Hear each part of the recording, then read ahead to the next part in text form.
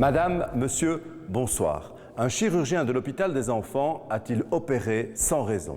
Des familles inquiètes s'interrogent, la justice enquête. Aujourd'hui, en exclusivité pour Indice, le professeur Delattre répond à ces terribles accusations. Les enfants que j'ai opérés, que mon équipe a opérés de malrotation intestinale, avaient bien une malrotation intestinale. J'assume à titre personnel et pour l'ensemble du service ces diagnostics. Et si c'était à refaire, je le referais. Enlèvement, séquestration, tentative de viol, c'est dans un entrepôt comme celui-ci que Pascal Gillot a commis ces derniers méfaits. Ceux-là ont été condamnés. Ils ont permis de révéler la véritable personnalité de cet homme, un bourreau d'enfants.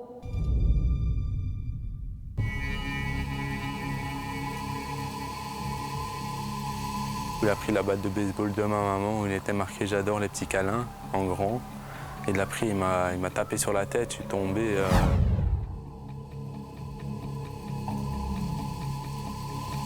Je devais courir autour de la table, qui m'a tiré par les cheveux dans tout le salon, mais qui frappait avec des planches à pain, Enfin, la liste était tellement longue que tout citer, ce serait difficile, quoi.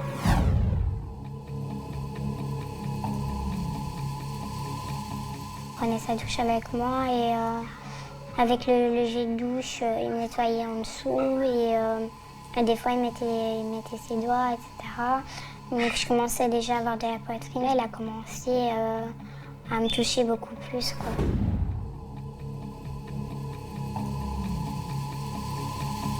J'ai dit, mais je vais crever ici, je vais plus tenir. J'étais en sang, j'avais la bouche en sang, j'avais le nez en sang, les yeux au beurre noir. J'ai eu des fractures. Ouais, parfois j'ai cru que j'allais y passer, quoi.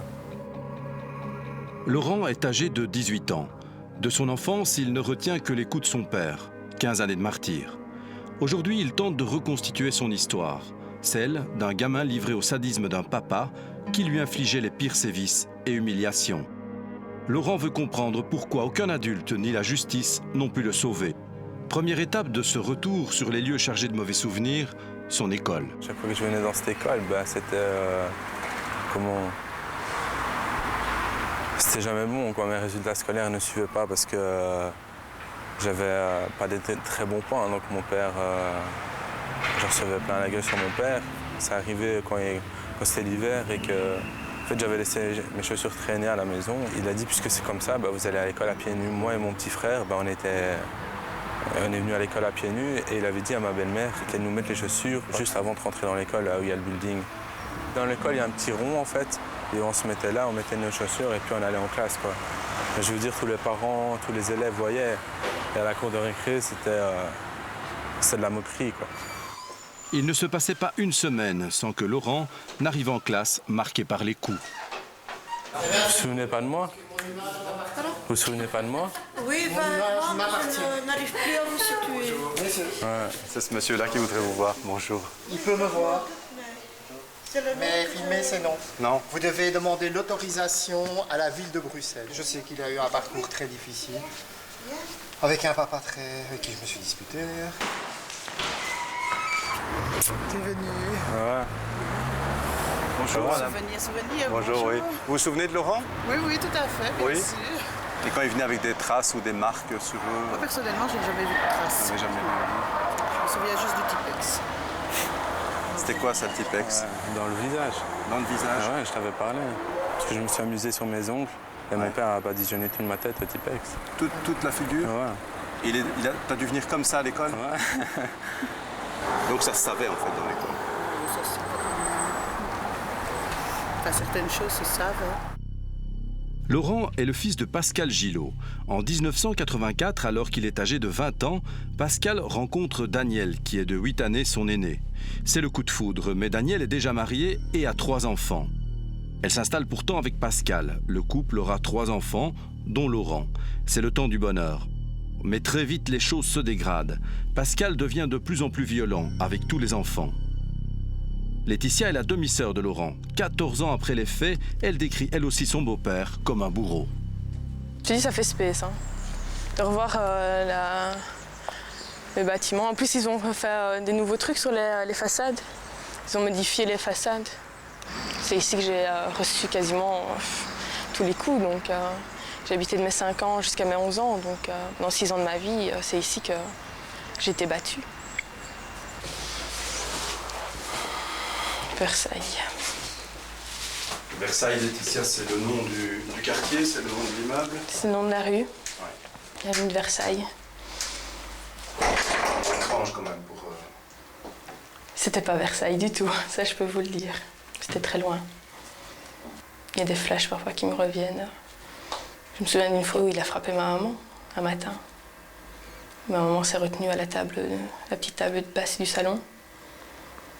Et plein de choses comme ça. Il y a tellement que ça n'arrêtait pas, quoi.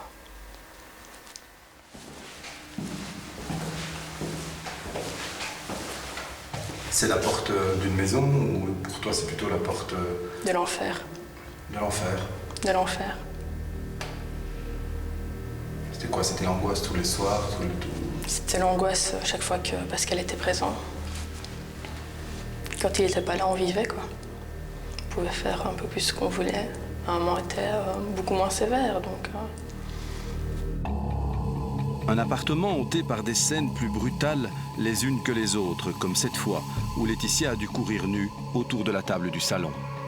Pourquoi t'obligeait-il à courir nue autour d'une table? Je ne sais pas, je m'en souviens pas bien.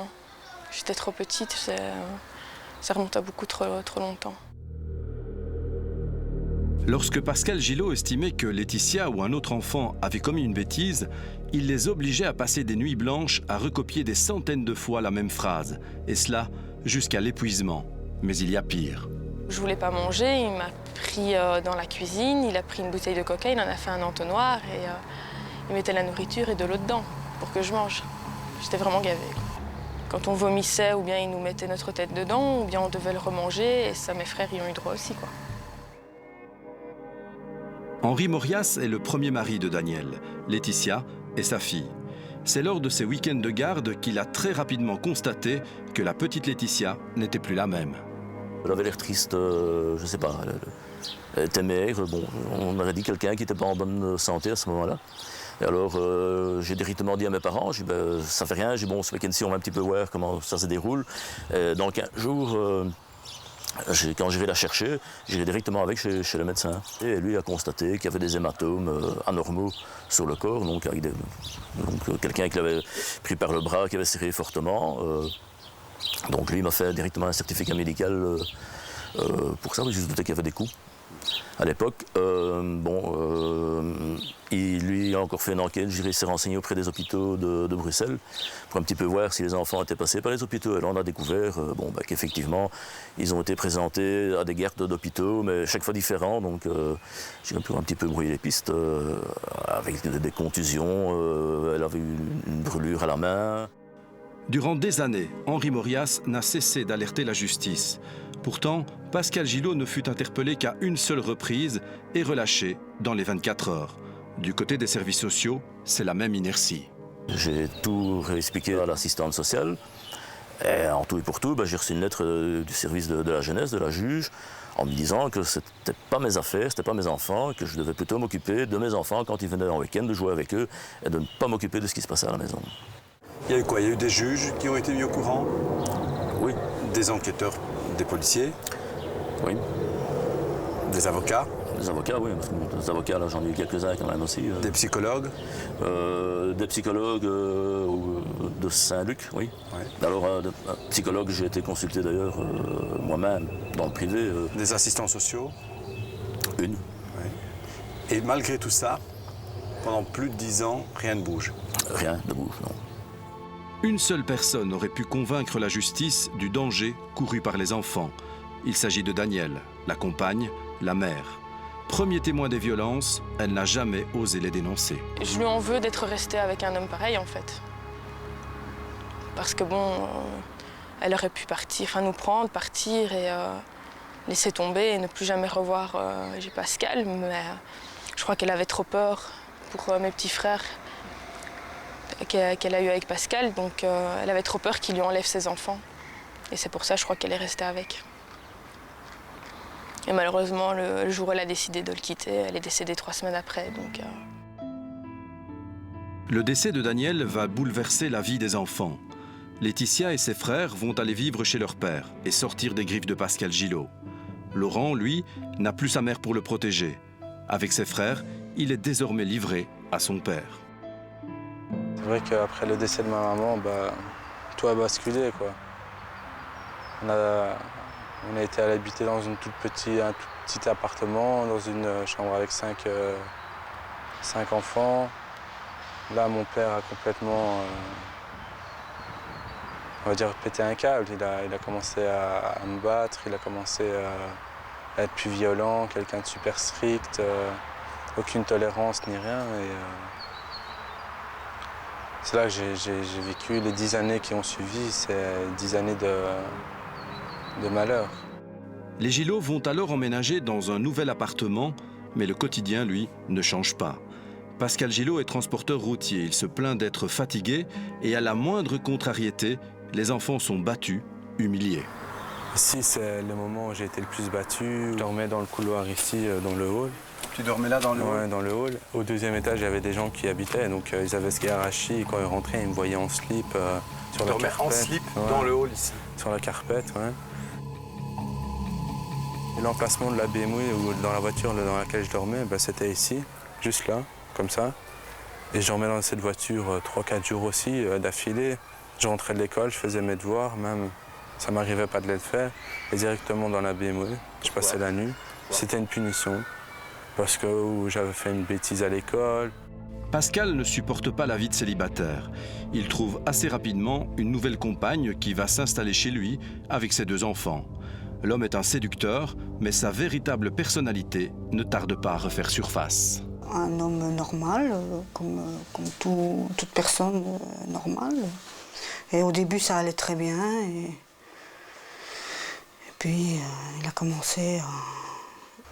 Alors, ces enfants nous racontent que pendant cette période-là, ils sont maltraités par Pascal Gillot. Est-ce que vous avez été témoin de ces maltraitances? J'ai été témoin, mais je ne pouvais rien dire. Je ne pouvais pas intervenir parce que sinon, c'était moi qui recevais les coups et c'était moi qui me faisais battre par lui, donc je ne pouvais rien dire. Une fois de plus, Pascal Gillot parvient à museler sa compagne. Pendant près de 9 années, elle sera une complice passive. On sait, mais on se tait. Comme dans le voisinage d'ailleurs, où le retour de Laurent ne passe pas inaperçu. Vous allez bien? Vous vous souvenez de moi? Vous vous souvenez de moi? Non, j'étais le petit garçon qui habitait ici. Laurent? Ouais, Laurent. Le petit jeune là. T'as changé, hein? C'est normal. Je viens essayer de reconstituer ma petite jeunesse. Oh, ta petite jeunesse, mon Dieu Seigneur, qu'est-ce que j'ai souffert avec cette jeunesse. C'est vrai? Oh, c'était des moutards, hein? C'était difficile? C'est jeune, hein? Et leur papa? Qu'est-ce que je sais dire là-dessus, hein? Tu m'as jamais vu dormir dans la BM ici, le soir? Non. On ne fait pas toujours attention, hein? Vous vous souvenez pas? Quand tu étais avec tes parents? Oui, ici, quand j'habitais ici. J'ai jamais fait attention. Et vous n'avez jamais entendu crier ou des enfants qui... Oui, crier, oui, mais qu'est-ce qu'on crie pas sur les gosses? Puis ici, c'était l'endroit favori, on va dire ça, de mon papa, parce que il n'y avait que des orties. Les orties faisaient bien 1,50 m de hauteur, c'était un truc de fou. Et plusieurs fois, c'est arrivé où il m'a mis tout nu, il m'a balancé comme ça dans les orties, 2, 3 fois d'affilée comme ça. Et il me dit c'est bon pour le sang circule bien, comme ça t'es en bonne santé et tout ça. Et j'étais tout plein de plaques rouges, de piqûres et tout. J'étais souvent la bête noire. La bête noire, ça c'est bête. C'est toi qui recevais des... Dans un ménage, il y a toujours un protégé, il y a toujours un kiko. C'est toujours. Ça c'est une histoire de... Non, j'étais jeune, hein? Oui, bien sûr. Vous avez eu des enfants, vous, madame? Non. C'est tout? Si vous aviez eu des enfants, vous les auriez battus, vous croyez? Non. Ça, on ne sait pas au moment même, hein. Pour voir à quelles circonstances on est. Hein. Oui, mais battre des enfants, c'est acceptable ou pas? Vous savez, il y a des fois des enfants qui vous mettent à bout, hein. Quelques phrases hésitantes et un silence ennuyé pour toute réponse. On détourne le regard, on ne veut pas savoir. Chacun chez soi. Et tant pis si des enfants sont abandonnés à la brutalité de leur père. On est venu dans la cave et là il m'a fait manger une cigarette par cigarette avec le mégot, tout. Et puis il a commencé à me frapper et tout et c'est là qu'il a pris ma tête, il a tapé dans le mur et je suis tombé dans le clou et j'ai une cicatrice ici, quoi. Un interrupteur et puis juste à côté un peu, tu vois. À côté du tube? Ouais. Il y a une espèce de crochet en L, ben, c'est celui-là. C'est ça qui t'est rentré dans la tête? Ouais. Et il m'a dit comme ça, tu veux que je te montre c'est quoi être propre, c'est quoi nettoyer? Il a pris mon visage avec mes cheveux et dans le coffre de la voiture et mon visage, et il a frotté avec mon visage et après il a dit, tu vois, maintenant c'est propre. Personne n'a bronché? Et tout le monde voit, il y a des voisins. La dame d'à côté qu'on a vu tout à l'heure? Voilà, les voisins en face qui connaissaient bien mon père aussi. Personne n'a bougé? Non, un agent de police qui habite juste là à côté. Il y a un agent de police qui habite là à côté? Ouais. On va la voir? Si tu veux. C'est toujours là. On essaye? Ouais. Bonjour, vous vous souvenez de moi? Ben oui, je te connais. C'est ça? Laurent. Ouais. Il nous raconte quand même des choses dures. Honnêtement. Dormir dans la oui. voiture la nuit, à l'extérieur. Ça, une fois, je l'ai entendu. Là, j'ai interpellé le père et c'est vrai que je regardais d'en haut vers le bas pour m'assurer qu'il ne dormait plus dans la voiture. Maintenant, est-ce que je dormais déflanqué dehors? Non, ça fait rien. Tu te souviens de ça? Mais une fois, et c'était même pas toi, c'était ton frère aîné qui avait flanqué dans la voiture. Alain. Comment expliquer qu'en 8 années de voisinage, personne n'ait rien vu, enfin presque rien vu, ni presque rien entendu?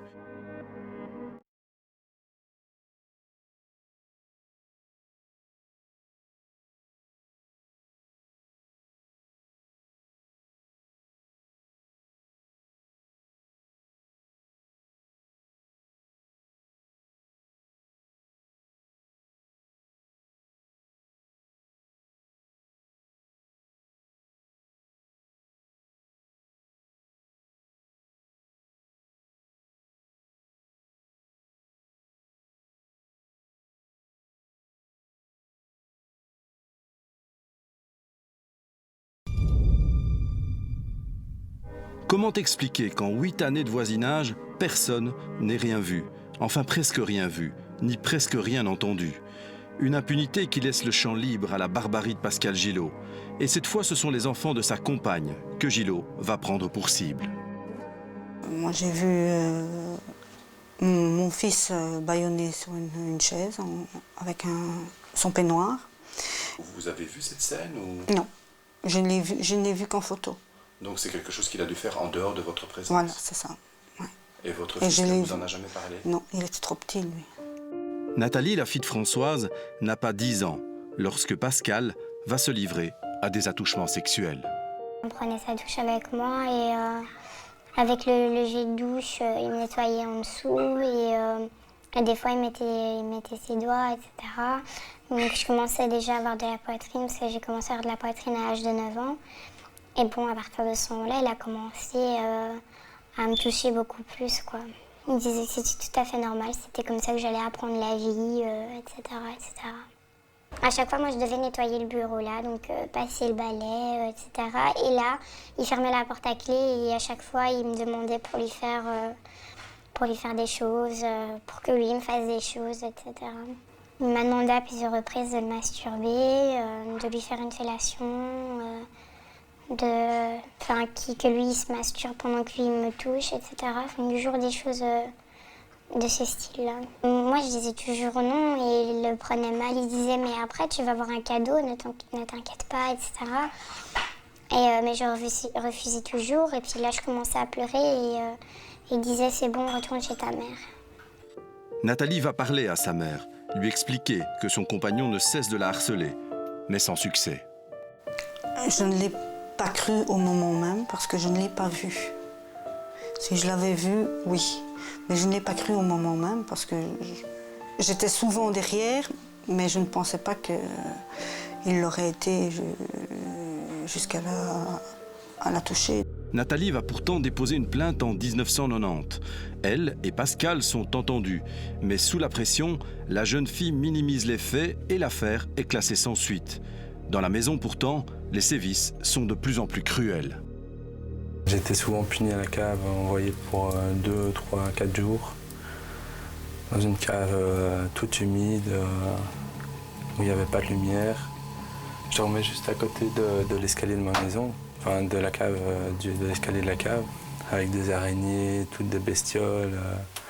Il y avait juste une bouche d'air au-dessus, donc on entendait tous les petits bruits et tout ça. Et je dormais là en slip. Et je suis resté 3-4 jours à dormir comme ça plusieurs fois, dans la cave. Est-ce que les enfants ont fait dormir dans la cave aussi? Parfois. Mais moi, je ne pouvais pas intervenir. Donc, il n'y avait pas des assistantes sociales qui venaient voir, qui s'occupaient des enfants? Non, il n'y en a qu'une qui est venue, Ariane, la psychologue, mais c'est tout. Mais ils discutaient à eux deux, même moi je disais bonjour, mais c'est tout. Je ne pouvais pas assister à leur entretien. Donc, Il n'est pas simple de parler de violence et d'abus intrafamiliaux. Dans 9 cas sur 10, c'est la loi du silence. Pour les acteurs sociaux, il est difficile d'intervenir dans les familles. La cruauté d'un père est une maladie honteuse dont on ne parle pas. Il y a d'une part, toujours de la part de la collectivité, une forme de non-possibilité de reconnaître que l'humain peut effectivement, à l'intérieur de la famille, commettre des faits de violence à l'égard de ses proches, de ses enfants. Et puis ensuite, l'autre phénomène, c'est la capacité humaine à manipuler, à aveugler, à jouer effectivement avec l'autre, ce qui veut dire montrer la belle façade, montrer un visage tout à fait rassurant et pas du tout inquiétant. Et donc ces deux phénomènes arrivent effectivement à une certaine lenteur pour la découverte de grands traumatismes à l'intérieur des familles. Je dormais dans la chambre des filles et je me suis changé sans avoir... J'étais petit, j'avais quoi, 7 ans, un truc comme ça. Et j'ai changé mon slip et j'en ai remis un autre. Et puis la maman est arrivée et elle a dit non, tu fais pas ça ici, tu fais ça dans ma chambre. Je ne savais pas, moi. Alors au soir, quand elle a dit à mon père, quand je suis rentré chez moi, mon père m'a attrapé par les parties génitales en bas dans le couloir. Et il a mis le sécateur à poulet dessus. Enfin, il a serré, quoi. Serré. Avec le sécateur sur tes testicules. Voilà. Et j'ai encore 2 cicatrices maintenant, quoi. Mais il a serré. À mon avis, il voulait les faire sauter, quoi. Laurent est devenu l'objet de la perversion de son père. Pour survivre, il a compris qu'il devait fuir. À 16 ans, il se réfugie dans un centre d'hébergement pour être protégé. Plus tard, il demande son émancipation à un juge de la jeunesse. Vers la fin, donc à l'approche de ses 18 ans, c'est vrai que Laurent avait acquis une certaine maturité, a pu demander et formuler lui-même la demande auprès du juge de la jeunesse de devenir autonome, donc la mise en autonomie avant ses 18 ans. Donc c'est une démarche importante pour un jeune, puisque ça veut dire qu'il faut se prendre en main, gérer tout son argent finalement soi-même, sans l'aide des adultes. C'est ce que Laurent a fait, et le juge a accepté. Apparemment, ça a été mis en place, ça a bien fonctionné. Et aujourd'hui, je pense que le fait que Laurent puisse en parler et puisse aborder ce sujet qui, pour lui, est un sujet très à vif, puisqu'on parle malgré tout de son papa et de son passé, eh bien, ça fait partie pour moi de sa reconstruction. Mais le destin de Pascal Gillot va basculer presque par hasard. Le 11 mars 2006, dans un coup de folie, Pascal Gillot et le frère aîné de Laurent enlèvent une femme sur le parking d'un supermarché. Enfermée dans le coffre de sa voiture, la victime est emmenée dans un hangar.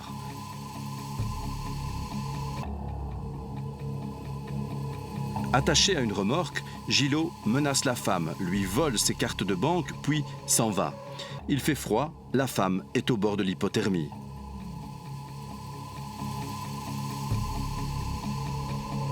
Plus tard, dans la nuit, les 2 hommes reviennent pour la violer. Heureusement, la police a localisé la voiture volée et délivre la victime. Pascal Gillot est arrêté. Il vient d'être condamné à 14 années de prison pour cette dernière affaire et pour le viol de Nathalie. Lors de l'incarcération, l'expert psychiatre a analysé, bien entendu, tant Alain que Pascal, mais je parlerai que de Pascal parce qu'il s'agit de mon client. Et on considérait M. Pascal Gillot comme un psychopathe pur et dur. Heureusement ou malheureusement, on ne sait que dire, le procès de Pascal Gillot va enfin mettre au jour les tortures subies par ses propres enfants. Je pense que l'affaire intramuros, intrafamiliale, était une affaire enterrée. Mais je pense que ce dossier n'aurait absolument pas rebondi s'il n'y avait pas eu la dernière affaire pour laquelle il a finalement été mis sous mandat d'arrêt. Le procès de la réparation, pas tout à fait, car si les déclarations des enfants de Pascal Gillot ont été prises en compte, ils n'ont pu venir exprimer leur souffrance à la barre. Je regrette vraiment que quand l'audience de mon père s'est passée, que la justice ne nous a pas interrogés, qu'on n'a pas été appelés. On était là au tribunal et tout, mais on n'a pas été appelés, on n'a pas témoigné, rien du tout. Je le regrette. Il aurait pu faire plus d'années de prison. On ne vous a pas convoqué, ni toi, ni Laetitia? Non. Aujourd'hui, Laurent a retrouvé ses frères, sa demi-sœur et ses demi-frères. Ensemble, ils tentent de reconstituer une famille. Quand j'habitais chez mon père, la famille, c'était mon père et mon grand frère et mon petit frère. Et, on était nous quatre, quoi. Pour moi, oui, c'est une famille, mais pas dans le contexte dans lequel je vivais. Puis maintenant, ouais, c'est clair que ça me fait super plaisir d'être en famille avec ma vraie famille. Ce qui me reste comme famille, quoi. Oui, ça me fait plaisir. Laurent vient aussi de rencontrer l'amour. Avec Élodie, il tente d'effacer le passé et d'esquisser les contours d'un meilleur avenir. Il a attendu 2 semaines, 3 semaines avant de me dire que son père avait fait des choses assez conséquentes quand même. Puis je l'ai appris, j'étais un peu choquée parce qu'on ne pense pas que ça peut arriver près de chez nous, que ça peut arriver à quelqu'un avec qui on va se mettre. C'est le passé, donc maintenant on vit notre vie à nous deux, on ne s'empêche pas d'évoluer et de passer du bon moment malgré le passé qu'il a eu. Donc, Il y a des enfants ici. Est-ce que toi, un jour, tu aimerais aussi avoir des enfants? Oh, bien sûr, je me projette ça dans le futur avec ma copine. Mais ouais, bien sûr. Pas tout de suite, mais j'en aurai. Est-ce que tu as peur un jour d'être rattrapé par ton passé? Avec l'enfance que j'ai vécue, c'est vrai que j'ai vécu que dans la violence et tout ça. Donc oui, j'ai peur de frapper mes enfants. J'ai peur que ce que mon père me faisait, que je le fasse à mes enfants. Mais je ferai tout en sorte que ça ne se passe pas comme ça, quoi. J'essaierai de donner le meilleur de moi à mes enfants.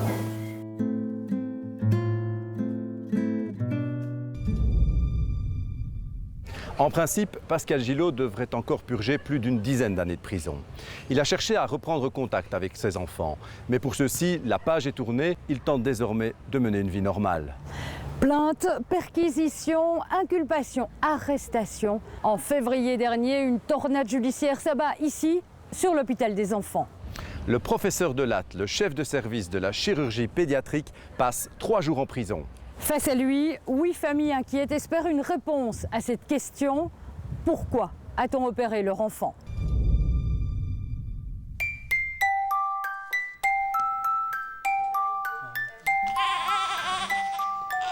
Le chirurgien en prison, une véritable bombe dans le monde médical. C'était le 19 février dernier. Marc-Henri Delatte, chef du service de chirurgie pédiatrique à l'hôpital des enfants, est notamment inculpé de coups et blessures volontaires sur mineurs d'âge. Autrement dit, d'avoir opéré des enfants pour rien. Le médecin est écarté de l'hôpital, il passe 3 jours en prison. Aujourd'hui, réintégré sous condition, il parle pour la première fois. Je réponds que les enfants que j'ai opérés, que mon équipe a opérés de malrotation intestinale, avaient bien une malrotation intestinale.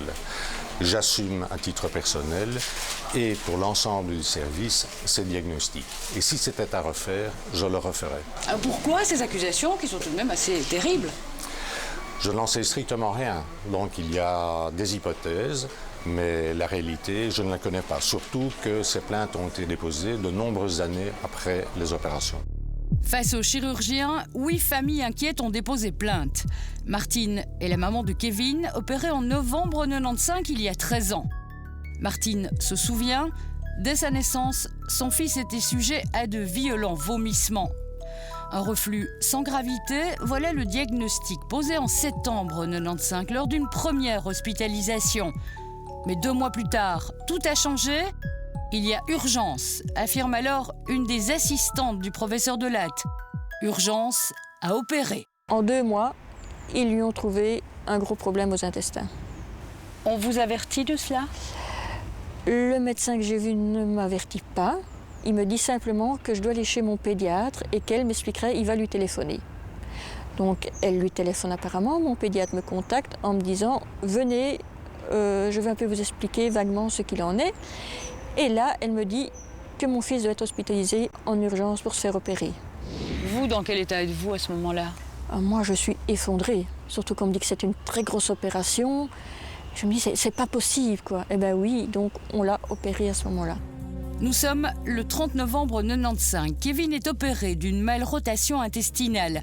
Autrement dit, on replace les intestins du bébé qui, mal positionné, dit-on alors, risquait de se nouer et d'entraîner sa mort. Ceci est l'état fœtal. Ceci est la disposition anatomique normale. Entre les deux, nous avons tous les états pathologiques possibles et imaginables. Le traitement chirurgical de la malrotation, c'est de remettre l'intestin en position dite fœtale, c'est-à-dire mettre tout le côlon du côté gauche et tout l'intestin grêle du côté droit, de façon à pouvoir éviter les problèmes de torsion, qui est l'une des complications les plus graves de la malrotation. L'opération que subit Kevin est lourde, traumatisante pour ses parents et sans effet apparent. En effet, le bébé continue à vomir malgré tout. Vous en opérez beaucoup? Je dirais que compte tenu du nombre de malformations qui est de 1 sur 2500 naissances, il y a à peu près 2 ou 3 enfants qui présentent une non-rotation ou une malrotation qui doivent être prises en charge par notre centre hospitalier. Donc une pathologie plutôt rare. C'est une pathologie qui est plutôt rare. Si je compare la hernie inguinale, qui est extrêmement courant et beaucoup plus bénin bien sûr, ou l'appendicite, c'est beaucoup plus rare. Ici, à l'hôpital des enfants, les opérations pour malrotation sont fréquentes au début des années 90. C'est du moins ce que relève déjà en 2002 une radiologue de cet hôpital. Son rapport constitue le premier pavé dans la mare. Cette radiologue, c'est Dominique Dufour, alors spécialisée en pathologie digestive et confrontée à un curieux problème. Ces radios ne montrent pas de malrotation, pourtant le docteur Delatte opère quand même. J'ai donc attiré l'attention d'abord au sein de mon service et puis dans les réunions interdisciplinaires en disant écoutez, moi je ne comprends pas comment on a pu opérer cet enfant alors que la mise au point est rigoureusement négative. Dominique Dufour collecte alors les chiffres des opérations pour malrotation à l'hôpital des enfants et les compare à une demi-douzaine d'autres hôpitaux à travers le monde. Si je fais la moyenne sur toutes les années que j'ai étudiées, on opère 16,4 enfants par an à l'hôpital des enfants, de 88 à 2001. Et globalement, sur les hôpitaux que j'ai étudiés, donc dans mon petit tour du monde, on peut dire que, grosso modo, c'est 4 par an. Donc on est à 4 fois supérieur. Donc pour vous, c'est clair, on a opéré pour rien? Écoutez, c'est vous qui faites la conclusion. Mais très clairement, pour moi, les chiffres sont très troublants. Oui. Durant l'année 1992, le professeur Delatte et son équipe opèrent 31 malrotations au moins. Non pas sur des enfants venant des 4 coins de la Belgique, pas la majorité en tout cas. Le rapport du docteur Dufour montre que 2 tiers des patients viennent de Bruxelles-Ville. 31 opérations en un an, c'est beaucoup. Nous avons contacté plusieurs chirurgiens pédiatriques qui ne cachent pas leur étonnement. Mais pour l'hôpital des enfants, il n'y a là rien d'anormal. Depuis quelques semaines, l'un des médecins-chefs enquête et avance d'autres comparaisons. On peut se comparer à des hôpitaux qui en font moins que chez nous. On peut aussi se comparer à des hôpitaux de renommée internationale qui ont publié leur expérience dans des revues de pointe tout récemment et qui en font au moins autant que nous, sinon plus, toute proportion gardée. Vous avez ici la courbe de cure de malrotation d'un hôpital de référence hollandais, qui n'est pas plus grand que le nôtre, où le nombre de cures de malrotation est passé de 4-5 par an à plus de 40 par an sur une période de 15 ans. Et vous avez également ici en bleu la moyenne annuelle des interventions d'un hôpital de référence pour enfants de l'État d'Arkansas aux États-Unis, qui fait une 40aine de cures de malrotation par an, ce qui correspond, toute proportion gardée, à peu près à notre activité maximale des années 90. Donc le postulat de départ de toute cette affaire est inexact. Et on peut même se dire que ces chiffres sont pour le présent et pas pour les années 90.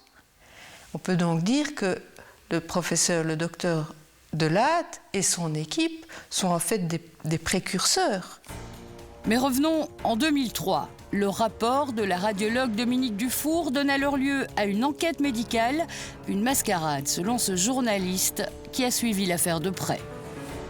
Il y aura donc 3 experts dans cette commission, 2 experts français et un expert belge, et que l'expert belge va refuser de signer les conclusions présentées par le collège, va se désolidariser de ses confrères en faisant valoir le fait qu'il n'y a pas dans 9 des 18 dossiers qui ont été examinés, pour les 9 plus litigieux, il n'y a pas d'examen radiologique ni de protocole opératoire. Et donc l'expert en question va estimer que on ne peut pas se faire une opinion, on ne peut pas conclure dans un sens ou dans l'autre sur base de l'absence de ces documents. Le bruit court, l'information se répand. Des parents d'enfants opérés pour malrotation prennent connaissance du rapport Dufour par la presse et par cette lettre rassurante émanant de l'hôpital des enfants. J'ai pas prêté trop attention à cette lettre parce que je me suis dit c'est pas possible, c'est trop gros, c'est impossible. Et quelques temps après, mon pédiatre m'a téléphoné et m'a dit oui, en effet, ce que vous avez entendu, ce qui est, c'est que c'est vrai. Donc voilà. Et que se passe-t-il à ce moment-là? Tout s'est mis en route, moi j'avais encore des radios et tout, donc absolument tout s'est mis en route et on a conclu que Kevin n'avait jamais eu de malrotation. Et vous déposez plainte? Et moi, je dépose plainte à ce moment-là. Imaginez qu'on apprenne que dans je ne sais pas quel hôpital, on a amputé des jambes pour des gangrènes qui n'existaient pas. Je dis bien, l'exemple est forcé. Ici, on n'a rien coupé, on n'a rien enlevé. On a pris des intestins, on les a mis dans une autre position. C'est quand même une atteinte lourde. C'est quand même une atteinte lourde. Martine Allard affirme également qu'il y aurait des faux dans le dossier médical de son fils. Elle nous montre 2 résultats différents du même examen, comme si on avait voulu justifier l'opération. Ce sont en tout cas ses soupçons, fort tardifs, sans doute. Ayant lu attentivement tous les dossiers des plaignants, je constate une chose, c'est que tous ces enfants, absolument tous ces enfants de parents plaignants, étaient tous malades avant l'intervention et que tous, absolument tous, ont été beaucoup mieux après l'intervention chirurgicale. Aujourd'hui, votre fils n'a pas de séquelles. Il a ses intestins qui se pincent de nouveau suite à l'opération, parce qu'on m'a dit que les intestins ne peuvent jamais y toucher, que si c'est vraiment nécessaire. Donc voilà, il a de nouveau une pince mésentérique qui se fait. Et psychologiquement, est-ce qu'il a des souvenirs de cet épisode à l'hôpital? Non, je crois qu'il était trop petit, mais c'est vrai qu'il a... Les hôpitaux, il en a une horreur. Sa cicatrice, on ne peut jamais y toucher. Ça le dérange depuis toujours, quoi. Séquelles éventuelles, perquisitions, inculpations, arrestations. L'hôpital est au centre d'une tornade judiciaire, d'autant qu'une autre pièce est venue s'ajouter aux plaintes. Le juge d'instruction demande à 3 médecins d'examiner les dossiers litigieux. Leur première conclusion tombe le 18 février dernier et c'est le 2e pavé dans la mare. Les experts semblent donner raison aux familles des plaignants. Voici ce qu'on lit dans ce rapport concernant le petit Kevin. Le rapport d'hospitalisation mentionne la présence d'une malrotation intestinale. Ceci est en contradiction avec les données de l'imagerie médicale. Il n'y avait pas d'indication opératoire. Mais ces experts ont tenu un raisonnement franchement dogmatique. Ils ont dit les radiographies OED pour nous sont normales, donc il n'y a pas de malrotation. Donc il n'y a pas d'indication d'intervention. Et si vous avez opéré ces enfants et que vous dites que vous avez vu une malrotation, c'est que vous mentez. Ces radios OED pour œsophage, estomac, duodénum sont le nœud du problème. Nous allons y revenir. Évidemment, ce sont des conclusions qui peuvent encore être réfutées, contestées. Mais effectivement, ils ont examiné 7 dossiers, les 7 dossiers de plaignants. Et leur conclusion, c'est qu'il n'y avait pas d'indication opératoire dans aucun des dossiers examinés. Pour citer une référence d'un auteur, d'un expert dans le domaine, dans un article scientifique, cet expert disait ceci: la malrotation intestinale est celle que le chirurgien voit quand il ouvre le ventre. Mais heureusement, on n'ouvre pas tous les enfants. Alors quand faut-il ouvrir? Reprenons dans l'ordre. Il y a d'abord les symptômes cliniques, répondent tous les médecins. Vomissements, douleurs, croissance perturbée. On cherche la cause en images grâce aux radios. Parmi celles-ci, le fameux examen OED qui consiste à opacifier le système digestif pour mieux le photographier.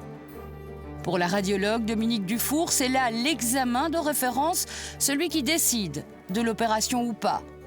Or, selon ces chiffres, il ne serait positif que dans 40% des cas opérés par le professeur Delatte. Nous avons des enfants avec des OED protocolés mais rigoureusement négatifs. Même pas un reflux, enfin strictement négatif, voire 2 fois négatif. Et ce que je ne comprends pas, c'est que le rapport d'hospitalisation qu'on envoie au médecin référent, soit le pédiatre ou le médecin traitant, on stipule qu'on a opéré cet enfant sur base d'un examen OED positif pour la pathologie. C'est ce qui vaut au professeur une autre inculpation pour faux, celle-là. Nous n'avons pas pris la peine de changer le protocole après concertation avec d'autres médecins, se justifie le docteur Delatte, pour qui ces clichés ne sont qu'une pièce du dossier, parmi d'autres. Parce que dans cet hôpital, nous n'opérons pas des images, nous opérons des patients. Mes maîtres me l'ont enseigné et je l'enseigne aux plus jeunes. Les radiographies, il faut bien se rendre compte, c'est une image qui est toute plate, qui ne bouge pas. Elle vous prend donc une image instantanée, mais elle ne vous montre pas le tube digestif en volume, ni le tube digestif qui bouge. Et donc, une radio peut aussi se tromper. Donc parfois on ouvre pour aller voir en 3 dimensions. Oui, ça peut se passer. Mais encore une fois, le pour et le contre est toujours pesé de manière multidisciplinaire. En français, ça veut dire avec plein de docteurs en médecine d'origine différente. Ouvrir le ventre du bébé pour voir, c'est exactement ce que le docteur Delatte a proposé aux parents de Catherine, il y a 20 ans. Durant plusieurs mois, ceux-ci passent de médecin en médecin, sans résultat, jusqu'à ce qu'ils consultent le professeur Delatte. Il dit on va recommencer tous les examens, il faut qu'on trouve, on va voir. Alors il fait tous ces examens et puis je nous vois encore dans le couloir quand il arrive vers nous en nous disant eh bien on n'a rien vu, on n'a rien trouvé. Donc on fait une série de radios. Oui, échographie et radio. Et ces radios ne révèlent rien, ne révèlent pas de malrotation. Non, non, sûrement pas. Personne ne nous a dit écoutez, je prends le problème globalement en cause, je vais voir. Et je vous dis, après, j'agis et je vous dis ce qui se passe. C'est ce qui a sauvé votre fille? Absolument. C'est ce qui a vraiment sauvé notre fille parce qu'elle dépérissait, elle maigrissait, elle ne grandissait pas, etc. Donc les belles explications qu'on nous donnait, c'était très bien, mais il n'y avait pas de résultat. Il n'y a qu'avec le docteur Delatte qu'on a eu une intervention et un résultat. Et c'est ce qu'on voulait et c'est pour ça qu'on a encore notre fille, quoi. Voilà. Malgré les radios négatives, Catherine est donc opérée d'une malrotation et les symptômes disparaissent. Opérée pour rien? Sûrement pas, répond la jeune fille. Elle reconnaît pourtant que l'arrestation du médecin l'a quelque peu troublée, même si tout cela est si loin. Je n'y pense pas souvent, je n'ai pas toujours l'impression que ça a été très éprouvant parce que je n'en ai vraiment pas de souvenirs très réels. Donc c'est vrai qu'on m'a dit que c'était éprouvant, mais vous voyez, c'est pas comme si c'était hier. Donc je ne suis pas en colère en disant on m'a fait subir des choses parce que je n'en ai pas vraiment de souvenirs. Et puis je pense quand même, enfin c'est peut-être d'après ce que mes parents m'ont expliqué, mais que je dois plutôt être reconnaissante, à mon avis, aujourd'hui, que chercher vraiment la petite bête là où il n'y en a pas, quoi. Mais tous n'ont pas la sérénité de la jeune fille. La controverse qui aurait sans doute dû rester médicale, jette la suspicion sur l'hôpital et crée l'inquiétude. Bien sûr que nous avons des parents inquiets qui viennent nous voir. Et je peux même vous raconter cette anecdote. Il y a 2-3 semaines, j'ai vu une famille interpellée et inquiète. Ils venaient demander une copie de leur dossier et poser des questions. Je leur ai lu nous avons lu même ensemble quelques extraits de ce dossier, des notes du personnel soignant. Il vomissait sans cesse, il a même vomi du sang, il pleurait de manière incessante, la mère était épuisée, à bout. Et quand la mère a lu ça, elle m'a dit ben, « Je ne m'en souvenais pas, maintenant que... C'est vrai, maintenant je m'en souviens. » Alors je leur ai aussi lu les notes après l'intervention. L'enfant boit bien, dort paisiblement. Donc ça les a rassurés. Mais il est clair que beaucoup de familles nous envoient, parfois de manière agressive, je les comprends, des demandes de copies dans l'urgence compte tenu de leur inquiétude. Aujourd'hui, vous avez une explication, là, à ce qui s'est passé? Pas du tout. Absolument aucune explication. On se demande ce qu'ils ont fait, pourquoi ils l'ont opéré, c'est plein de questions. Le professeur Delatte aurait-il opéré pour l'argent?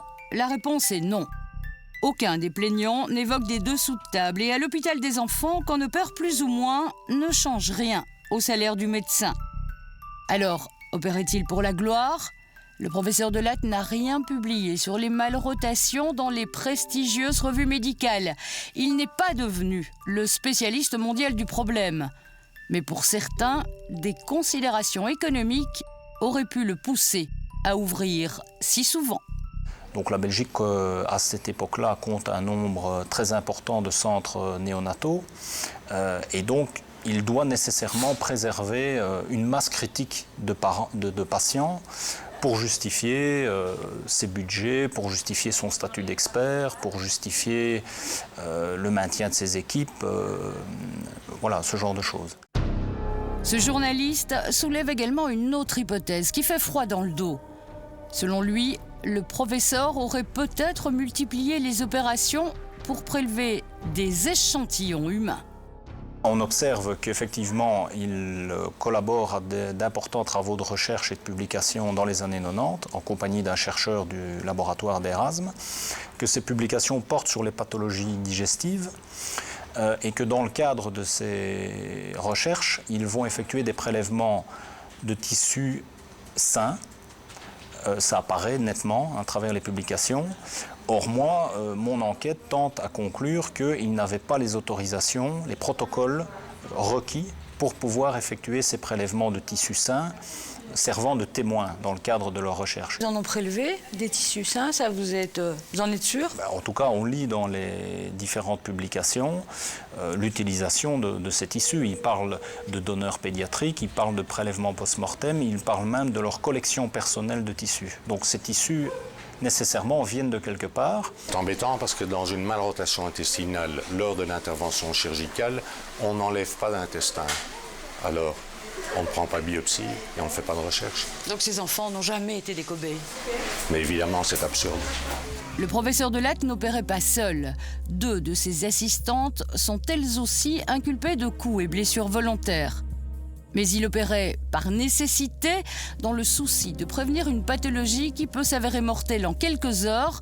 C'est du moins sa version des faits.